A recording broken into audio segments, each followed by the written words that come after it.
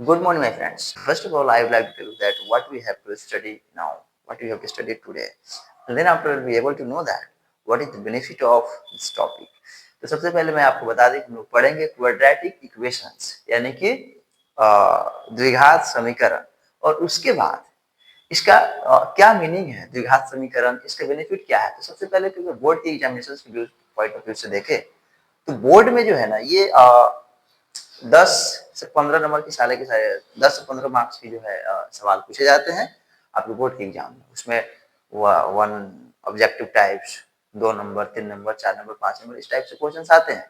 उसके अलावा अगर हम कंपटीशन की बात करें कॉम्पिटिटिव एग्जामिनेशन, क्योंकि ये जो टॉपिक है अलजेब्रा का टॉपिक है, किसका अलजेब्रा का टॉपिक है। और अलजेब्रा का टॉपिक है तो बहुत ही इंपॉर्टेंट हो जाती है, बहुत ही किसी भी एग्जाम में कॉम्पिटिटिव एग्जामिनेशन में आप देखेंगे तो अलजेब्रा से बहुत सारे सवाल पूछे जाते हैं। और जहां तक अलजेब्रा के जो क्वेश्चंस है उसमें सबसे अधिक हमको लगता है कि क्वाड्रेटिक इक्वेशन से ही मैक्सिमम नंबर्स ऑफ क्वेश्चन जहां तक आता है क्वाड्रेटिक इक्वेशन से आते हैं।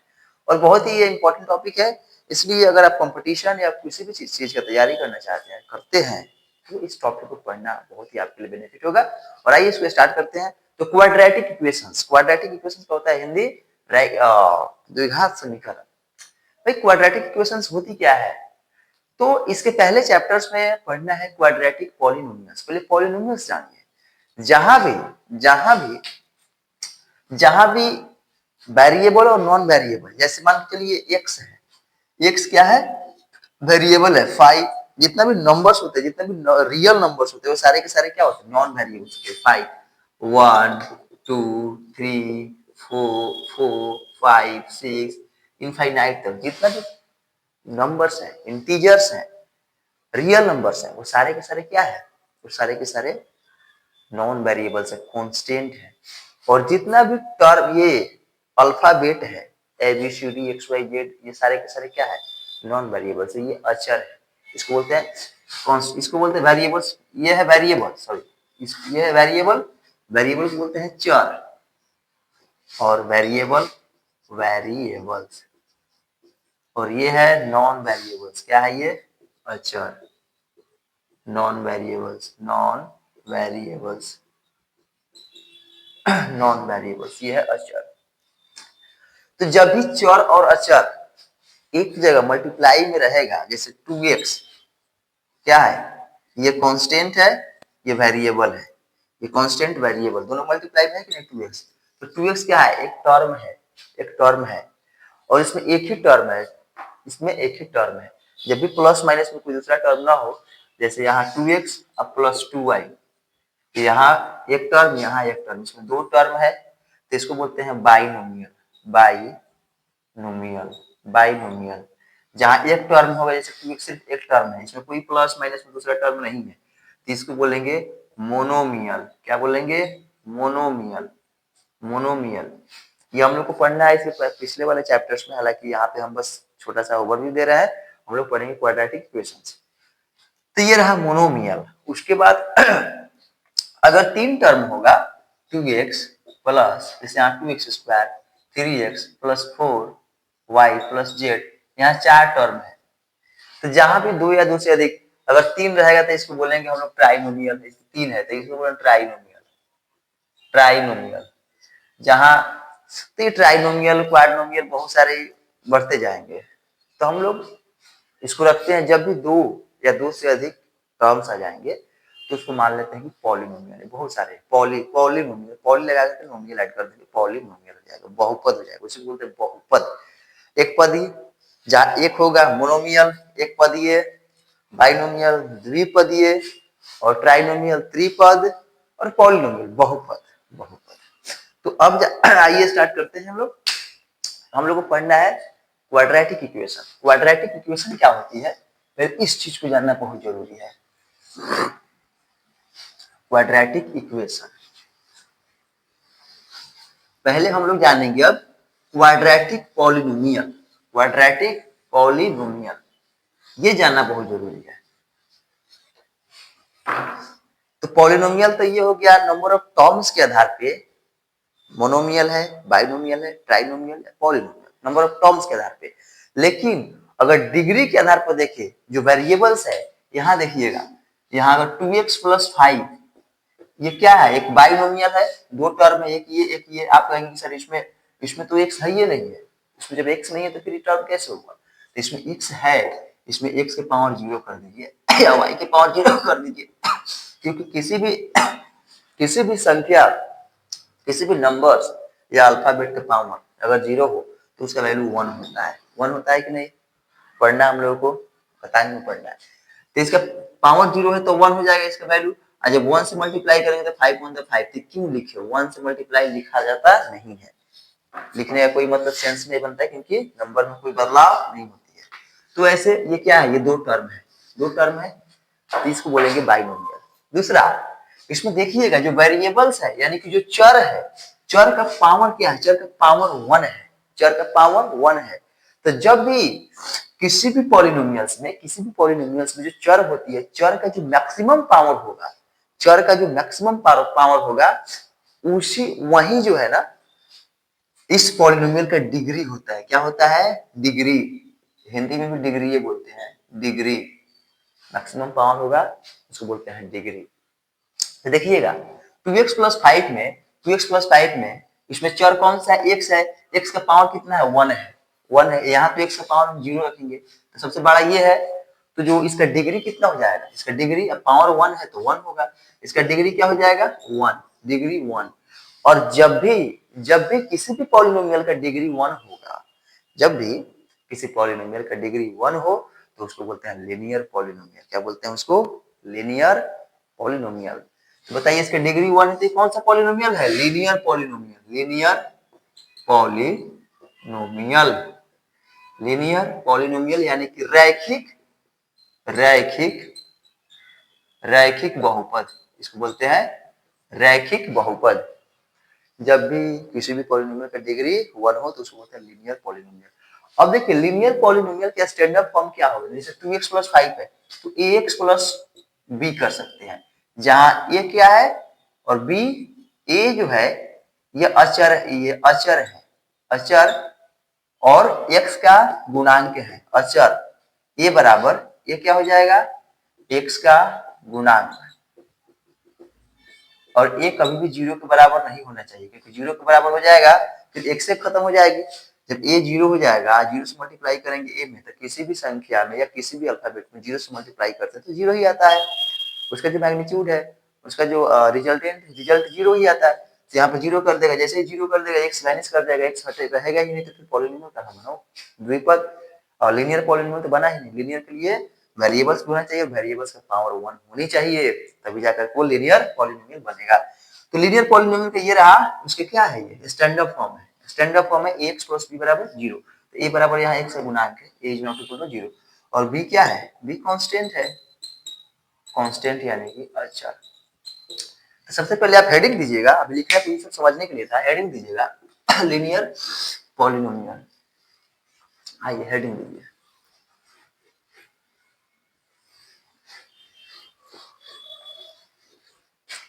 लीनियर लीनियर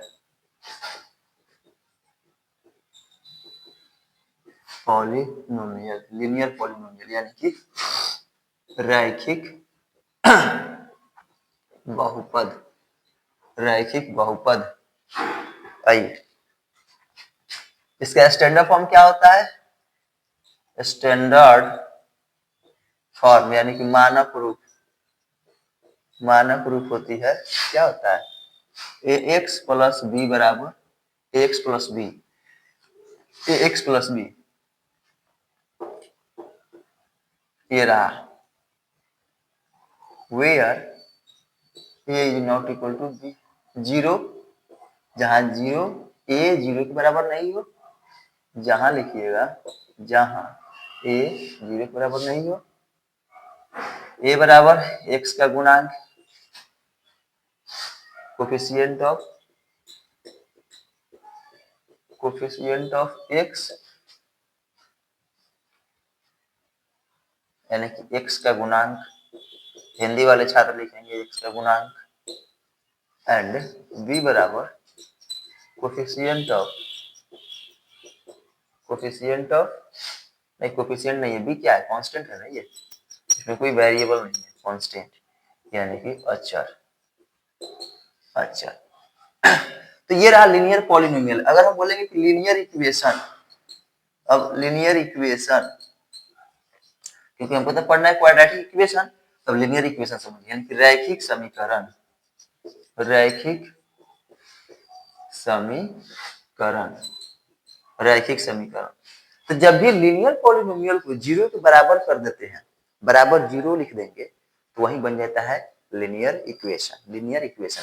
तो लीनियर पॉलिनोमियल क्या है, एक्स प्लस बी, लिखते हैं कि linear polynomial X plus B बराबर जीरो, ये क्या हो गया, लीनियर इक्वेशन बन गया ये।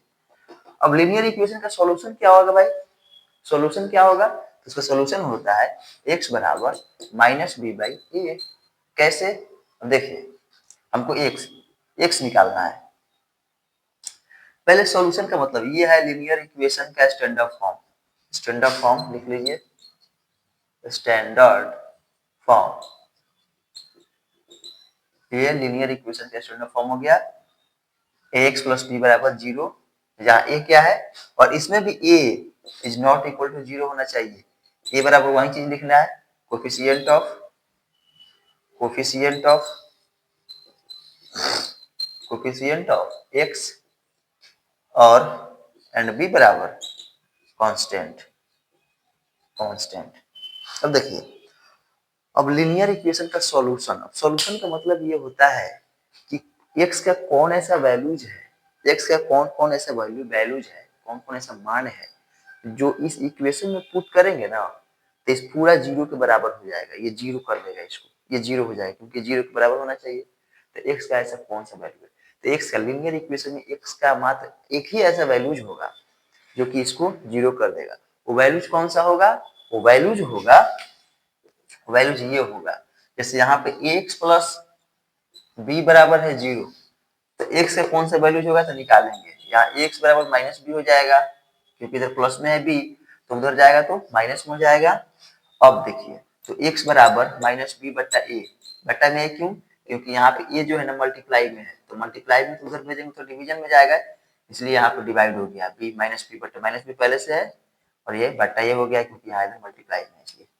तो ये जो माइनस बी बट्टा ए आया, यही है इसका सॉल्यूशन, यही इसका सॉल्यूशन है।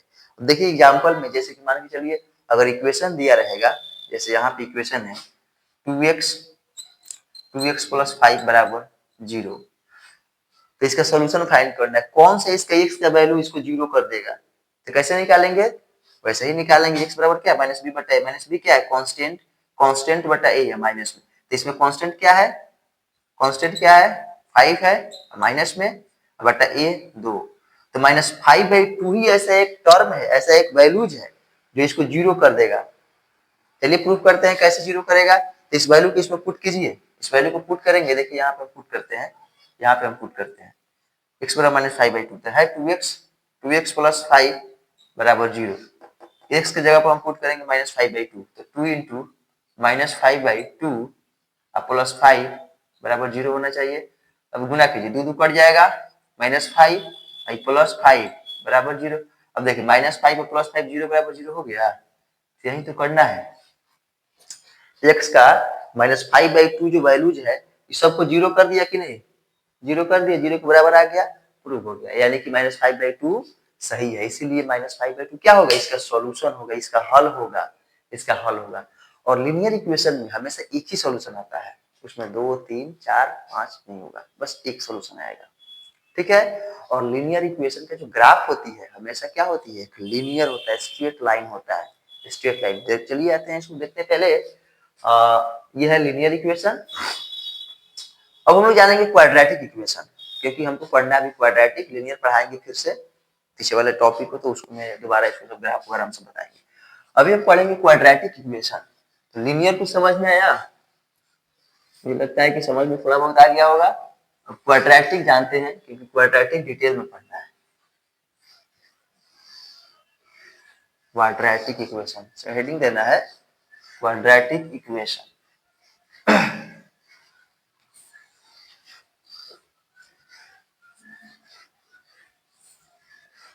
है, हेडिंग दीजिए क्वाड्रेटिक इक्वेशन, क्वाड्रेटिक इक्वेशन यानी कि द्विघात द्विघात समीकरण, बहुत इंपॉर्टेंट टॉपिक है। इसका जो स्टैंडर्ड फॉर्म होती है यानी कि किस फॉर्म में ही रहेगा, तो स्टैंडर्ड फॉर्म ये होता है,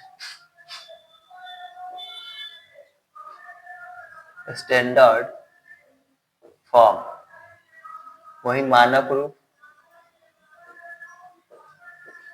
क्या होता है, A X square plus B X plus C बराबर 0।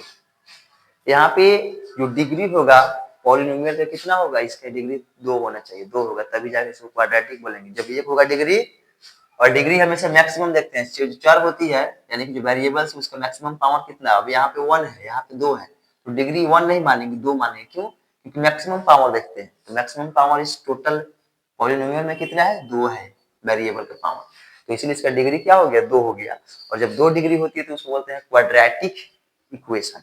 इक्वेशन क्यों बोलेंगे इसमें, क्योंकि इसमें जीरो बराबर में जीरो लगा हुआ है, अगर जीरो हटा देंगे तो सिंपल हो गया क्वाड्रेटिक पॉलिनोमियल हो गया। लेकिन जैसे ही बराबर में जीरो कर देंगे ये हो गया क्वाड्रेटिक इक्वेशन। तो इक्वेशन में पॉलिनोमियल में कुछ समझ में आया, इक्वेशन हो गया जब बराबर में जीरो कर देंगे, और पॉलिनोमियल क्या हो गया जब बराबर में जीरो ना हो, सीधा सिंपल सा हो, तो बोलेंगे पॉलिनोमियल। तो A X square plus B X plus C बराबर 0, जहां वेयर यानी कि जहां A is not equal to 0, जहां ए 0 के बराबर नहीं होना चाहिए, ए जो है ना 0 के बराबर क्या होना, नहीं होना चाहिए। और ए क्या है, ए बराबर coefficient of X square, coefficient of X square, B क्या है, coefficient of X, and C क्या है, कांस्टेंट है, सी कांस्टेंट है। तो ए बी और सी समझ में आ गया। कोफिशिएंट ऑफ एक्स स्क्वायर मतलब एक्स स्क्वायर के गुणांक, हिंदी में लिख लेंगे एक्स स्क्वायर का गुणांक,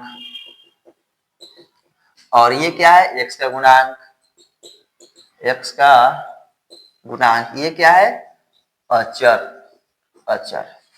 अब देखिए हम यहाँ पे हम लोग पढ़ेंगे कि जो क्वाड्रेटिक इक्वेशंस होती है इसका सॉल्यूशन कैसे फाइंड करते हैं। तो सॉल्यूशन फाइंड करने का हमने तरीके बताया, क्या तरीका होती है इसका, मिडिल टर्म को स्प्लिट करके, मिडिल टर्म को स्प्लिट करके। तो पहले आइए सॉल्यूशन का मतलब क्या होता है। जैसे एक हम इसी फॉर्म का एक हम क्वेश्चन लेते हैं एग्जांपल में, जैसे यहाँ पे हो गया 5x स्क्वायर प्लस, पहले सुनिए पहचानने का रूल, पहचानने कैसे पहचानेंगे, बहुत सारा क्वेश्चन आता है इस पे दे देगा, पूछेगा कि भाई ये क्वाड्रेटिक इक्वेशन है कि नहीं। तो कोई भी इक्वेशन अगर उसमें एक भी टर्म हो,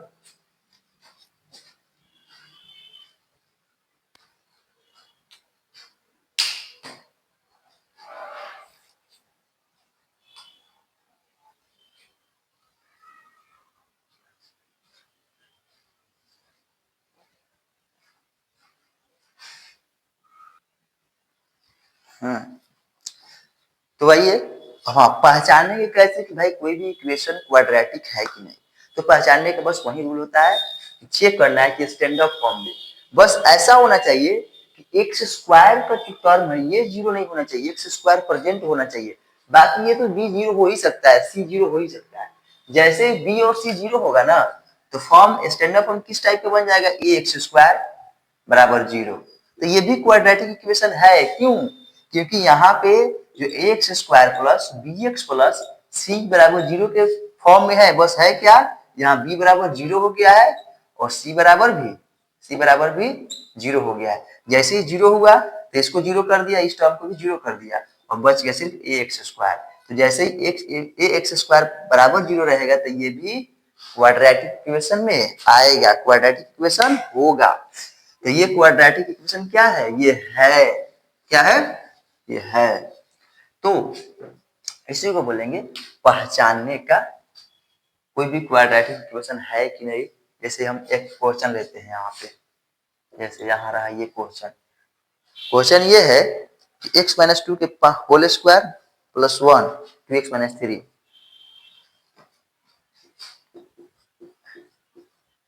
प्लस 1 बराबर 2x माइनस 3। देखिए ये क्वाड्रेटिक इक्वेशन है कि नहीं, इसको हम लोग चेक करेंगे। तो चेक करने के लिए सबसे पहले सबको तोड़ेंगे और देखेंगे कि A X square plus B X plus C के फॉर्म में आ रहा है कि नहीं।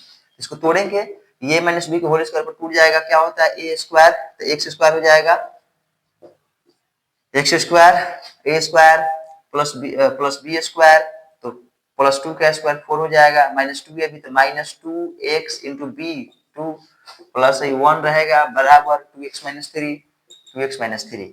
ये देखिएगा एक्स स्क्वायर प्लस 4 है, दो दूना माइनस 4x प्लस 1 बराबर 2x माइनस 3। इसको इधर लाते हैं तो बच जाएगा एक्स स्क्वायर माइनस 4x सजा के लिखेंगे तो इसको पहले, ये माइनस में 2x हो जाएगा, इधर आएगा तो बच गया ये 4 प्लस 1 5, 5 ये माइनस में उधर है तो इधर आएगा तो प्लस में 3 हो जाएगा बराबर 0 हो गया। अब देखिएगा x square minus 4x minus 2x minus 6x 5 3 plus 8 बराबर 0। देखिए तो एक्स स्क्वायर ए यहाँ पे 1 हो जाएगा, छुपा हुआ है, तो A X square plus B X, B की जगह पर 6 है माइनस बी एक्स और प्लस सी 8 हो गया बराबर 0। आ गया कि नहीं स्टैंडर्ड फॉर्म में। तो क्या है ये क्वाड्रेटिक इक्वेशन है कि नहीं है। तो ऐसे हम लोग चेक करेंगे, कोई भी इक्वेशन दिया रहेगा उसको तोड़ करके लास्ट में देखेंगे कि जो एक्स स्क्वायर वाला वैल्यू यानी कि ए एक्स स्क्वायर उसमें प्रेजेंट है कि नहीं, बी एक्स है, सी है, डी है, उससे कोई मतलब नहीं, बस ए एक्स स्क्वायर होनी चाहिए। यानी कि एक्स स्क्वायर अगर है तो क्वाड्रेटिक इक्वेशन है। समझ में कुछ आया? तो इस टाइप से हम लोग करेंगे इसको चेक। चलिए आगे बढ़ते हैं, आगे कैसे बढ़ेंगे समझते हैं क्या मजा नहीं।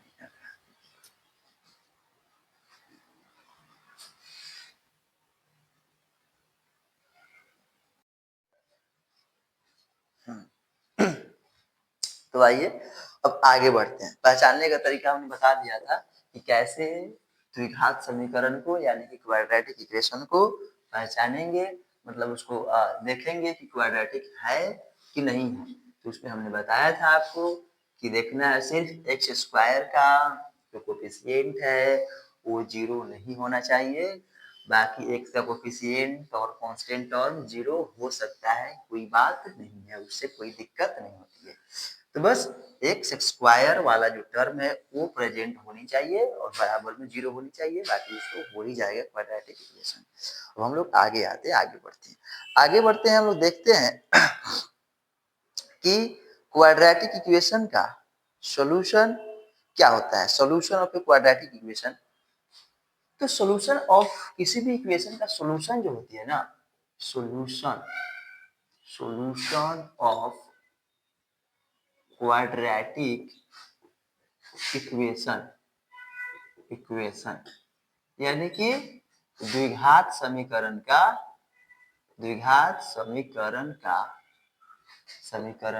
हल।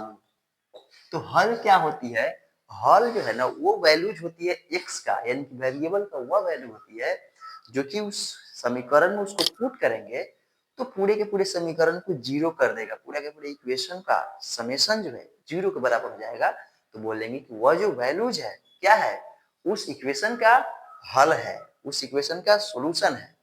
तो क्वाड्रेटिक इक्वेशन में हमेशा दो सॉल्यूशन आएगा, यानी कि एक्स का दो वैल्यू जाएगा और दोनों वैल्यूज को हम बारी बारी से पुट करके देखेंगे तो हम पाएंगे कि दोनों वैल्यूज इक्वेशन को पूरा का पूरा 0 करने में सक्षम हो पा रहा है, 0 कर दे रहा है। तो सॉल्यूशन क्या होता है समझ में आ गया। सॉल्यूशन का मतलब बस ये होता है उस वैल्यूज को, यानी कि एक्स का जो वैल्यूज आया सॉल्यूशन उसका, उस वैल्यूज को उस इक्वेशन में पुट करेंगे तो पूरे के पूरे इक्वेशन को 0 के बराबर कर देगा। चलिए आइए इसको चेक करते हैं कैसे कर देगा।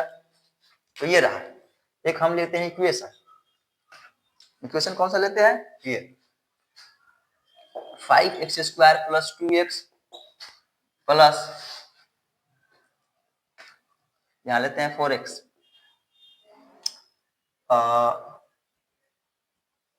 प्लस 1, यहाँ 4x स्क्वायर कर लीजिए, चलिए बराबर 0। ये रहा है आपका इक्वेशन, ठीक है।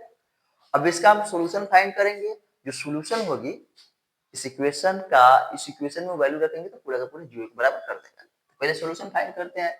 सॉल्यूशन कैसे निकालते हैं, तो सोल्यूशन निकालने का मेथड हमने बताया था मिडिल टर्म को स्प्लिट करके, by splitting the middle term, यानी कि मध्य पद को तोड़ करके। कैसे तोड़ते हैं? तो सबसे पहले ऐसे करते हैं, इस दोनों साइड वाले टर्म को करते हैं मल्टीप्लाई, मल्टीप्लाई करते हैं।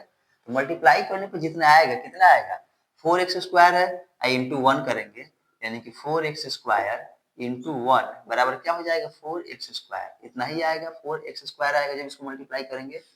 तो मिडिल टर्म को, इस मिडिल टर्म को, ये रहा मिडिल टर्म, इसको वैसे तोड़ेंगे, ऐसे तोड़ेंगे, स्प्लिट करेंगे कि जब इसको मल्टीप्लाई करें ना, मल्टीप्लाई करें तोड़ने के बाद, तोड़ने के दो टर्म इसको तोड़ेंगे, जब दोनों टर्म को मल्टीप्लाई करें तो इतना आना चाहिए, 4x स्क्वायर आना चाहिए, और साथ ही साथ इस दोनों टर्म को जोड़ने के बाद 4x भी आना चाहिए।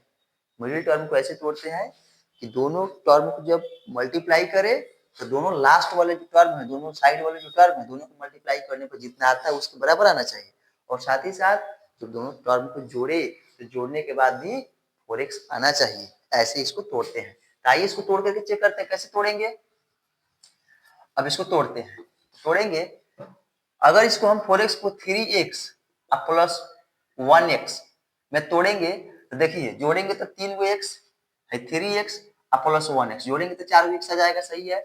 जोड़ने के बाद उतना आना चाहिए, लेकिन मल्टीप्लाई कीजिए तो 3 1 तो 3 x स्क्वायर, तो 3x स्क्वायर आ रहा है मल्टीप्लाई करने के बाद, 3x और 1x को मल्टीप्लाई कीजिएगा ना तो कितना आ जाएगा, 3x स्क्वायर आ जाएगा, 3x square, 3 into 1 3, x into x square. तो इसके बराबर कहाँ आया, 4x स्क्वायर आना चाहिए मल्टीप्लाई करने के बाद, तो नहीं आया, तो क्या करेंगे, फिर दूसरे तरीके से तोड़ेंगे, इससे नहीं हो पाएगा। अब देखिए अब कैसे तोड़ेंगे। अब तोड़ते हैं इसको, 2x इंटू 2x, 2x अब प्लस 2x, जोड़ेंगे तो 2 को 2 को 4x आ जाएगा, सही है। मल्टीप्लाई करेंगे 2 दूना 4 x स्क्वायर, तो 4x स्क्वायर आ गया ना, ये वैल्यू आ गया 4x स्क्वायर। इसका मतलब इसको ऐसे तोड़ेंगे। तो आइए तोड़ते हैं, आगे बढ़ते हैं। तो मिडिल टर्म को स्प्लिट करेंगे तो 4x square plus 2x plus 2x plus 1 बराबर 0 पुट कर दिए। अब देखिए यहाँ पे, देखिए यहाँ पे इसमें से कॉमन आ जाएगा क्या, 2 यहाँ से कॉमन हो जाएगा, क्योंकि 2 से दोनों में भाग लग जाएगा, तो 2, और दूसरा x से x भी कॉमन आ जाएगा। कॉमन कैसे निकालते हैं, तो जो कांस्टेंट होती है, कांस्टेंट में यानी कि ये वाला जो अचर होती है, नॉन वेरिएबल अचर, कांस्टेंट में वह वैल्यू निकालते हैं हम लोग कॉमन, कि जिससे दोनों में भाग लग जाए, दोनों में पूरा पूरा भाग लगे। तो 2 से इसमें भी भाग लग जाएगा, 2 से इसमें भी भाग लग जाएगा, इसलिए 2। अब कहिए कि हम 4 निकालते हैं, 4 से इसमें भाग लग जाएगा, लेकिन 4 से तो इसमें भाग लग जाएगा, लेकिन इसमें नहीं लगेगा। तो वैसे वैल्यू निकालते हैं जिससे दोनों में भाग लगे, दोनों पूरा पूरा कट जाए। तो 2 से पूरा पूरा कट जाएगा, 4 भी, 2 भी, तो 2 निकाल लिए। दूसरा जो वेरिएबल होती है, वेरिएबल में कैसे निकालते हैं इसमें कॉमन, तो वेरिएबल में जो छोटा, जिसका डिग्री कम होता है, जिसका पावर कम होता है, उसको कॉमन निकालते हैं। तो यहाँ पावर 2 है, यहाँ पावर 1 है, तो पावर 1 वाले को कॉमन निकालेंगे, तो पावर 1 ये 2x हमने कॉमन कर लिया। अब भाग करेंगे, जब इस 2 से इसमें मल्टीप्लाई भाग करेंगे 4 में, तो 2 2 दूना 4, 2 मरतबा जाएगा। 1 से करेंगे तो x, तो एगो x बच जाएगा, क्योंकि x स्क्वायर बटा x करेंगे ना, तो x के पावर 2। अब बटा में जब भी होता है बेस सेम हो, बेस सेम हो, अब पावर बेस सेम हो बटा में हो, तो पावर जाके माइनस हो जाता है, तो x के पावर 2 माइनस 1, x के पावर 1 बचेगा, तो x के पावर 1 लिखे न लिखे बात बराबर ही, इसको x लिख सकते हैं सीधा, तो वही सीधा x लिखा गया है। इससे इसमें मल्टीप्लाई डिवाइड करेंगे तो x बच जाएगा। चलिए, आप लोग पीछे पढ़े होंगे तो समझ में आ रहा होगा, जिसको नहीं समझ में आता पीछे पढ़ना पड़ेगा। तो चलिए 2x अब प्लस, अब 2 से 2 करेंगे तो 1, x करेंगे तो 1, 1 इंटू 1 1, तो इसको सीधा 1 लिख देते हैं, यहाँ पे 1 हम लिख देते हैं, आइए 1, ये रहा। अब हमने ब्रैकेट बंद कर दिया, यहाँ से ये 1 कॉमन करते हैं, तो 2x प्लस 1 बराबर 0, 1 कॉमन कर लिए, 1 जब कॉमन को 1 से डिवाइड करेंगे तो 2 मरतबा यहाँ पे x के पावर क्या है, 0 है, यहाँ पे x के पावर 0 छुपा है। समझ में आ रहा होगा कैसे हो रहा है। चलिए 1 कॉमन करेंगे तो जितना है उतना आ जाएगा। अब 2x प्लस 1 यहाँ भी है, 2x प्लस 1 यहाँ भी है, तो दोनों जगह से 2x प्लस 1 कॉमन कर लेंगे। कॉमन करेंगे तो यहाँ 2x बच जाएगा, यहाँ प्लस 1 बच जाएगा, और बराबर 0 हो गया। अब 2x प्लस 1 बराबर, एक बार इसको 0 करेंगे, एक बार इसको बराबर 0 करेंगे, 2x प्लस 1 बराबर 0, इसको 0 के बराबर करेंगे, एक बार 2x प्लस 1 बराबर 0। यहाँ देखिएगा 2x बराबर -1, x बराबर माइनस वन बाई टू आ गया वैल्यूज। यहाँ देखिए 2x बराबर माइनस वन, एक्स बराबर माइनस वन बाई टू, ये भी वैल्यूज आ गया। यानी कि जो x बराबर दो वैल्यूज आया minus one by to minus one by to, यानी कि दोनों वैल्यूज क्या है, सेम है, दोनों वैल्यूज सेम है, दोनों वैल्यू सेम है। अब ये है इसका सॉल्यूशन, इसका मतलब क्या है, इस वैल्यूज को इस इक्वेशन में पुट करेंगे ना तो जीरो कर देगा, तभी इसका सॉल्यूशन है, अदरवाइज नहीं है। तो आइए इसको पुट करके चेक करते हैं, चेक करते हैं। अब क्योंकि दोनों सेम है तो किसी को भी पुट कर सकते हैं, अगर अलग अलग भी होता है किसी को भी पुट कर सकते तब भी आंसर सेम ही आता, तब भी जीरो कर देता है। तो यहाँ पे दोनों सेम है, किसी को पुट कर लीजिए। यहाँ इक्वेशन ये है 4x² प्लस 4x प्लस 1 बराबर जीरो है, जीरो है। अब पुट करते माइनस वन बाई टू को, 4 into minus one by two का square plus 4 into minus one by two, जहां जहां x है वहां वहां minus one by two put करेंगे, प्लस वन बराबर जीरो। छोड़िए, हम इस पॉलिनोमियल में पुट करते हैं, जीरो के बराबर कर देगा। तो 4 into minus one by two का 1 बाई 4 हो जाएगा ना, माइनस का स्क्वायर प्लस हो जाता है, 1 का स्क्वायर 1 और 2 का square 4 plus 4 minus plus minus, यहाँ माइनस हो जाएगा, माइनस 4 1 द 4 बट्टा 2 प्लस 1 रहेगा। देखिएगा 4 4 कट जाएगा, 4 4 कट जाएगा, बच जाएगा 1, ये देखिए 2 दूना 4 minus 2 plus 1 plus 1 plus 1 2 minus 2 और 2 माइनस 2 जीरो, जीरो कर दिया कि नहीं। तो सॉल्यूशन का मतलब क्या होता है कि वो x का वो वैल्यू जो इक्वेशन में पुट करने पर पूरे पूरे इक्वेशन को क्या कर दे, जीरो के बराबर कर दे, यानी कि जीरो कर दे। तो ये रहा आपका सॉल्यूशन ऑफ क्वाड्रेटिक इक्वेशन, बन के रेडी हो गया।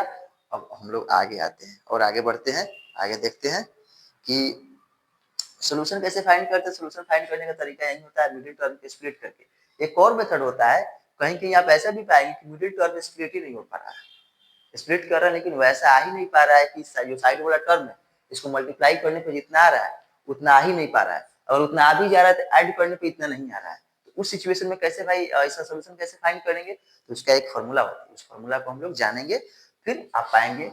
अब देखिए इस पे बेस्ड बहुत सारे क्वेश्चंस आपके एनसीईआरटी में सारे बुक्स में दिए हुए 10th क्लास के, आप जा करके एक्सरसाइज के सारे क्वेश्चन बना सकते हैं। उसमें बस आपको सॉल्यूशन फाइंड करना है, और सॉल्यूशन फाइंड करके ये भी चेक भी करना है कि इसका सच में सॉल्यूशन है कि नहीं। तो चेक कैसे करेंगे, सॉल्यूशन जो आएगा उस सॉल्यूशन को पुट करेंगे किस में, इक्वेशन में, और जीरो के बराबर देखेंगे कि हो रहा है कि नहीं। जैसे हमने यहाँ पुट किया और देखिए जीरो के बराबर हो गया, तो इसका मतलब क्या है, सॉल्यूशन एकदम एग्जैक्ट क्या है, सही है। तो आइए अब सॉल्यूशन जो है ना अगर मिडिल टर्म को स्प्लिट करके, मिडिल टर्म को स्प्लिट करके अगर मान लीजिए नहीं आ पा रहा है, नहीं बन पा रहा है, तो फिर उसको कैसे सॉल्व करेंगे। उसको सॉल्व करने का तरीका होता है, कैसे तरीका होता है भाई, एक तो ठीक है मिडिल टर्म को स्प्लिट करके ये इससे फाइंड कर लेने का अच्छी बात है, लेकिन उस तरीके से कैसे फाइंड करेंगे ये आकर हम लोग इसको जानने का प्रयास करते हैं, जानते हैं। आइए इसको जानते हैं। हाँ,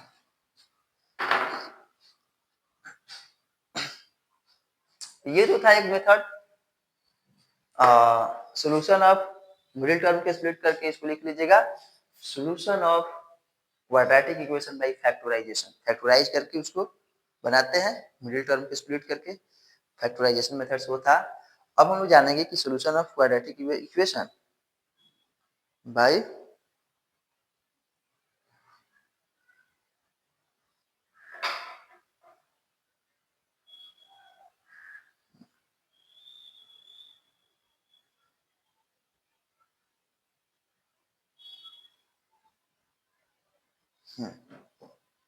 अगर मान लीजिए आपको सॉल्यूशन आप लिखिए, solution of quadratic QUAD quadratic equation, solution of quadratic equation without factorization, without factorization, बिना factorization के आप कैसे factorization, without factorization, बिना गुणनखंड के, बिना गुणनखंड के बिना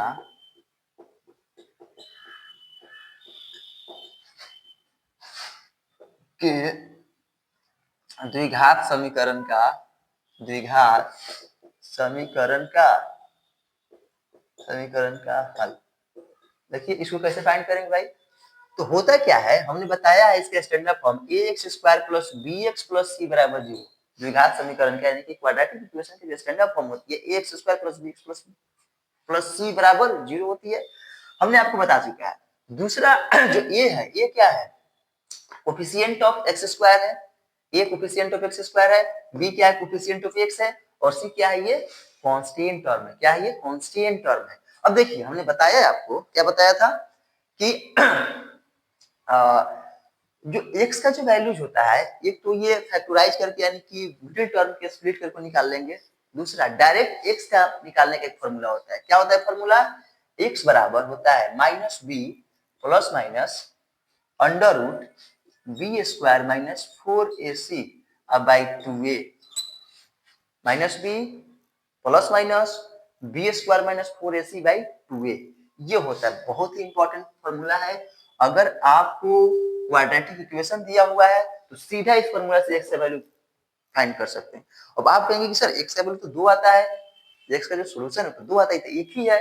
देखिए इसमें 2 है, ये एक ही नहीं है, 2 है। देखिए यहाँ प्लस और माइनस है, यानी कि एक जो है ना, एक x1 हो जाएगा, x1 अगर हमको अल्फा माने, इसका जो दो सॉल्यूशन आता है क्वाड्रेटिक इक्वेशन में, हमसे दो सॉल्यूशन आएगा, तो एक सॉल्यूशन को अल्फा मानेंगे, एक सॉल्यूशन को बीटा मानेंगे। तो अल्फा जो है, अल्फा क्या हो जाएगा, अल्फा हो जाएगा माइनस बी आई प्लस, ये प्लस वाला लेंगे under root B square minus 4ac by 2a। एक ये हो गया, और बीटा क्या हो जाएगा, है तो माइनस बी रहेगा, माइनस में ले लेंगे minus under root B square minus 4ac by 2a। ये रहा है आपका, तो ये अल्फा हो गया, ये बीटा हो गया, दोनों सॉल्यूशन आ गया। इसी से दो सॉल्यूशन आ गया, कुछ नहीं करना है, याद रखना minus B plus minus under root B square minus 4ac by 2a। B square minus 4ac क्या है, इसको बोलते हैं डिस्क्रिमिनांट। डिस्क्रिमिनांट यानी कि विविक्तर, हिंदी में क्या बोलते हैं इसको, विविक्तर। अब देखिएगा जो बी स्क्वायर माइनस 4ac है, अगर ये वैल्यूज, अगर बी स्क्वायर माइनस 4ac बराबर अगर जीरो हो जाए, अगर जीरो हो जाए तो क्या होगा, होगा क्या, अगर B square minus 4ac zero हो जाएगा तो जो अल्फा है, अल्फा बराबर क्या हो जाएगा, minus B plus under root B square minus B square minus है माइनस 4ac बाई 2 यही था, बराबर है तो जीरो हो गया ना वैल्यू, तो minus B plus under root zero हो गया अब बाई 2a बराबर माइनस बी, जीरो का रूट अंदर जीरो हो जाएगा, माइनस बी बाई 2a, तो अल्फा हो गया माइनस बी बाई 2a। जब B square minus 4ac zero के बराबर हो जाएगा तो अल्फा क्या हो जाएगा, minus B by 2a। Beta भी माइनस बी बाई 2a हो जाएगा। देखिए बीटा बराबर क्या होता है, minus B minus under root B square minus 4ac, B square minus 4ac by 2a, minus B minus, ये तो जीरो हो जाएगा तो under root zero by 2a बराबर है, जीरो हो जाएगा पूरा, माइनस बी बाई 2a, तो बीटा बराबर भी 2a। अब समझ में आया कि अल्फा और बीटा स्टार्टिंग में जब क्वेश्चन सोल्व किया तो सेम आ गया है, 1/2 कहाँ से आ गया, ऐसे ही जब भी बी स्क्वायर माइनस 4ac अगर 2a के बराबर है, B square minus 4ac zero के बराबर है, तो अल्फा और बीटा दोनों सेम आ जाएगा, दोनों वैल्यू सेम आ जाएगा। और अल्फा अगर B square minus 4ac zero से बड़ा है तो दोनों वैल्यूज अलग अलग आएगा, रियल नंबर्स आएगा। अगर B square minus 4ac zero से छोटा है तो दोनों वैल्यूज अलग अलग आएगा, लेकिन इमेजिनरी आएगा, रियल नंबर्स नहीं आएंगे। इमेजिनरी क्या होता है ये भी आप लोग को पढ़ना नहीं है, हायर क्लास में पढ़ना है, 10+2 में पढ़ना है। तो बस आपको पढ़ना है यहाँ पर रियल नंबर्स। तो रियल नंबर्स क्या होता है उस चीज को तो पता ही है, अलग अलग वैल्यूज आएगा। अब आइए इस पे क्वेश्चन हम लोग बना करके एक बार ट्राई करते हैं कि सच में ये इक्वेशन जो फॉर्मूलाज है ये सही है कि झूठ है, मतलब ऐसे ही है। तो आइए इसको हम चेक करते हैं।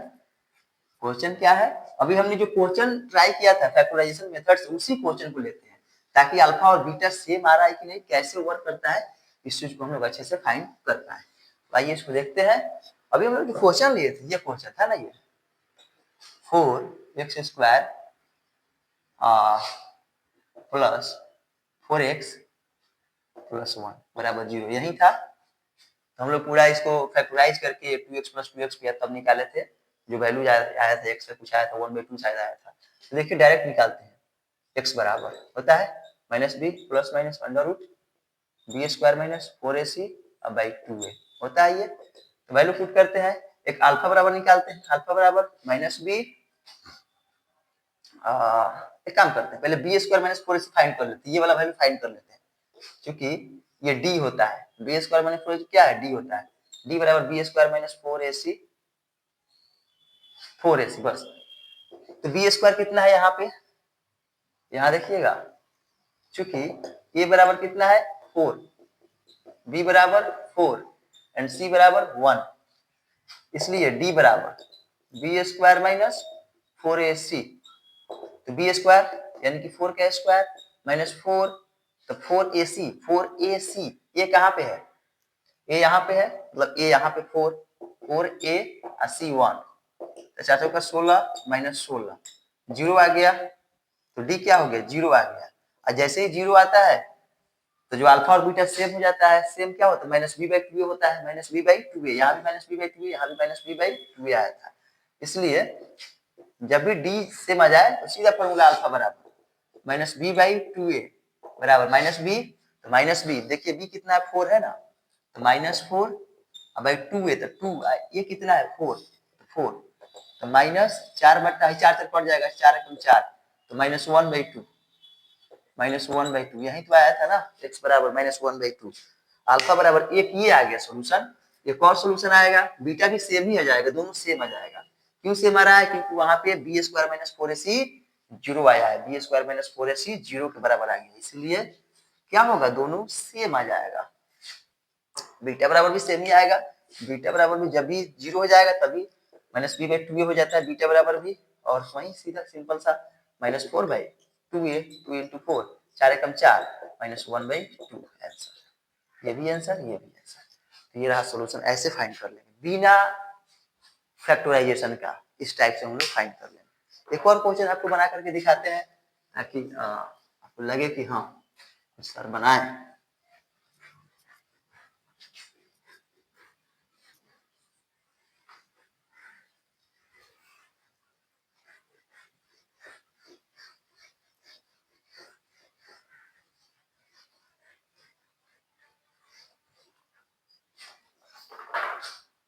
आइए एक और क्वेश्चन लेते हैं।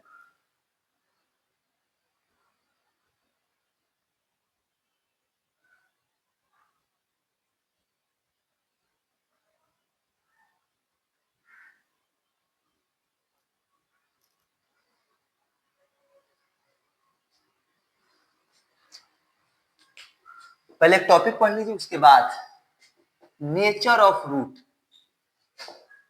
नेचर ऑफ रूट यानी कि हलों की प्रकृति, हलों की प्रकृति वही चीज है कि जो इक्वेशन रहेगा क्वाड्रेटिक इक्वेशन इस टाइप से ax² plus bx plus c बराबर 0, इस टाइप से, तो x बराबर क्या हो जाएगा minus b plus minus under root B square minus 4ac by 2a, यहाँ पे जो बी स्क्वायर माइनस 4ac बराबर अगर ये बराबर 0 है, अगर ये 0 है तो यहाँ पे जो नेचर ऑफ रूट होगा, नेचर ऑफ रूट क्या हो जाएगा, नेचर ऑफ रूट क्या हो जाएगा, इक्वल, इक्वल होगा, दोनों अल्फा बीटा सेम हो जाएगा, इक्वल एंड रियल नंबर होगा, real, equal and real number, equal होगा और रियल नंबर होगा। अगर ये फर्स्ट केस हो गया, 2 नंबर में अगर बी स्क्वायर माइनस 4ac अगर ये 0 से बड़ा है, अगर 0 से बड़ा है तो क्या होगा, इसका जो वैल्यूज होगा इक्वल नहीं होगा, अलग अलग होगा, डिस्टिंक्ट वैल्यू होगा, अलग अलग, distinct, distinct and real, real number होगा, मतलब अलग अलग वैल्यूज होगा और रियल नंबर भी होगा। अगर थर्ड नंबर, थर्ड केस, ये नेचर ऑफ रूट ये हो जाएगा, थर्ड केस यदि बी स्क्वायर माइनस 4ac 0 से छोटा है, 0 से क्या है छोटा है, तो क्या हो जाएगा, डिस्टिंक्ट तो होगा, डिस्टिंक्ट होगा बट इमेजिनरी होगा, इमेजिनरी यानी कि नॉट रियल और नॉट रियल, नॉट रियल। तो ये 3 केस आएगा, आपको बहुत सारे एनसीईआरटी में चाहे बहुत सारे जितना भी पब्लिकेशंस का बुक है, सारे सारे question nature of root check करने के लिए कि भाई रूट कैसा आएगा। तो इस टाइप से हम लोग चेक कर सकते हैं। आइए चेक करते हैं इसको, नेचर ऑफ रूट। एनसीईआरटी के क्वेश्चन लिख लेते हैं, बनाते हैं, और फिर आपको दिखेगा कि जो नेचर ऑफ रूट है बहुत ही आसानी से हम लोग फाइंड कर पा रहे हैं। Nature of root,